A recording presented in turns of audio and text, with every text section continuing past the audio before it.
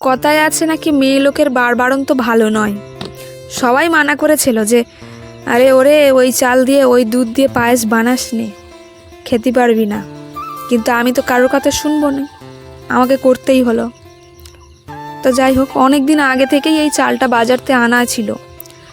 পোকায় না ধরে যায়, তাই আমি বার করে নিয়ে ঝাড়া শুরু করে দিয়েছি একটুখানি পায়েস খাবো বলে। মেলা দিন ধরে ইচ্ছা করতেছে খাবো বলে। তো কিছুটা চাল ঝেড়ে নিয়েছিলাম, কিছুটা চাল রেখে দিয়েছিলাম। ওই চালটা অন্য একদিন হবে খন। তো যেমন ভাবা তেমন কাজ। ওভেনটা ধরিয়ে নিয়ে একটা কড়াইয়ের মধ্যে আঙুল মেখিয়ে একটুখানি ঘি বার করেছি বোতল দিয়ে। তারপরে এলাচ দিয়েছি সেখানে, দিয়ে গোবিন্দভোগ চালটা ভালো করে ভাজতে হয়। এই রান্নাটা আমি নেটে দেখেছিলাম, মানে ওই সোশ্যাল মিডিয়ায়। খুব পছন্দ হয়েছিল, মনে হচ্ছিল বিশাল ভালো লাগবে খাতে। আর পায়েস রান্না করার মতো তেমন কিছু ছিল না আমার কাছে। ওই কত কিছু দেয় না লোকে, সেসব কিছুই ছিল না।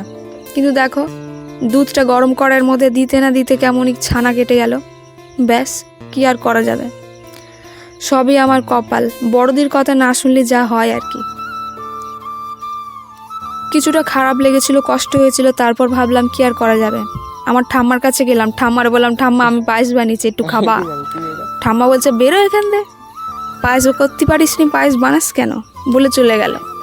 তারপর কি হবে, আমি নিজেই বাইরে বার করে নিলাম। তারপর থালায় একটুখানি বাড়লাম, বেড়ে আমি নিজেই মুখে দিলাম। দেখলাম খেতে কিন্তু ভাল লাগতেছে।